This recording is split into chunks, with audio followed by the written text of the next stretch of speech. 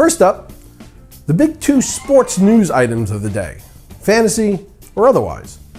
Contrary to the belief of New York Jets owner Woody Johnson that you can never have too much Tebow, apparently you can. Tim Tebow was released by the Jets earlier today, leaving them with just 5 quarterbacks on their roster who can't play. Tebow and his agent Jimmy Sexton are currently exploring their options, which apparently include a sit-down with Jesus himself, who will attempt to get Timmy to switch positions in order to stay in the league. And secondly, this morning Washington Wizards center Jason Collins decided to come out and reveal his sexual orientation, among other things. The story appears in SI's May 6th issue, if you're interested, and it starts out, "I'm a 34-year-old NBA center, I'm black, and I'm gay." Now, I don't know about you, but I don't see why people find the need to tell me their sexual orientation when it's unsolicited. In fact, when you see me on the street, if you want to introduce yourself and say hello, it's fine. But don't start out by telling me your age, your occupation, your race, and sexual preferences. That's just way too much information. If I have a question about you, I'll ask. Otherwise, keep your private information, your private life, to yourself. Shh, private. All right, now on to baseball. Mariners pitcher, this guy, I can't say his name, this guy, continued his amazing start on the year in Sunday's series finale against the Angels. This guy allowed just 1 earned run on 3 hits with 8 strikeouts, walking no one over 6 innings. This guy now has a 1.673 ERA and a minuscule .6903 whip, striking out a batter per inning. This guy was had for just $2 in my league, and the fantasy owner who has him is in, you guessed it, first place.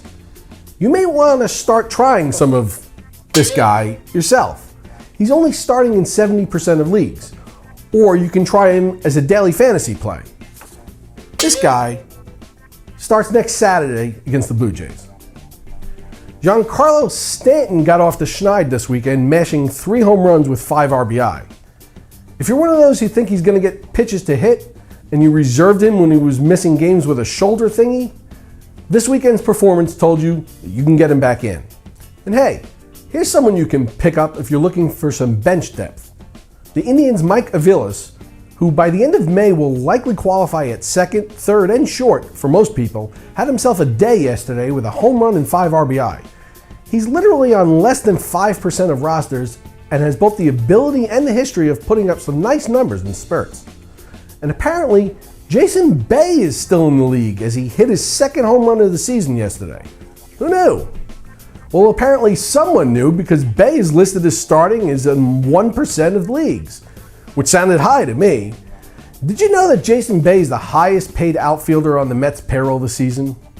It's true, they're still paying him a lot of money. But when you consider the Mets' 2nd highest paid outfielder this season is Bobby Bonilla, who retired 12 years ago, it actually doesn't sound that bad.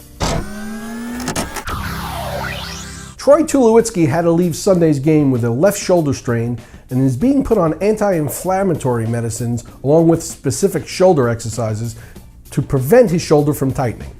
The Rockies have not given any timetable for his return, but he's not expected to be back in there tonight against the Dodgers. Now, I know he's never had shoulder problems before, but it always appears to me that there's something that prevents him from being the absolute fantasy beast that he projects to be. It's hard to produce when you're not in the lineup. And Pirates second baseman Neil Walker is expected to test out playing with stitches in his right index knuckle today. Keep an eye out for news on this, as he may appear in the lineup on any given night now. And Angels manager Mike Scioscia said yesterday that Jared Weaver won't throw off a mound until he's able to throw from 180 feet. I don't get it. Doesn't he just have to throw 60 feet 6 inches? Daryl from Minnesota writes, would you trade Dan Uggler to get Mark Reynolds? Eek. Look, they're pretty much the same guy. It's really a positional thing. If you're looking for some more pop from your corner infield spot or your middle infield spot, I really wouldn't want either of these guys on my roster, to be honest. To me, the good things they bring to the table just don't outweigh the bad. Those kind of guys are much more valuable in daily fantasy, where you can pick a particular matchup you like, or you can play them while they're streaking. This past weekend, a viewer asked me if it would be a good idea to trade Adam LaRoche for Ike Davis, thinking that they were both off to poor starts and that a change of scenery would do them good. Let me just clear something up for everyone in case there was any confusion. Fantasy sports is a fictitious thing. It's made up, it's contrived. Neither LaRoche or Davis actually know they're on your roster, and to be frank, if you told them, they wouldn't care. If you want to do something like that because you feel there's karma involved, have at it. But otherwise, put players on your roster that you want to play for you, and that's it. For RotoExperts, I'm Mike Cardano.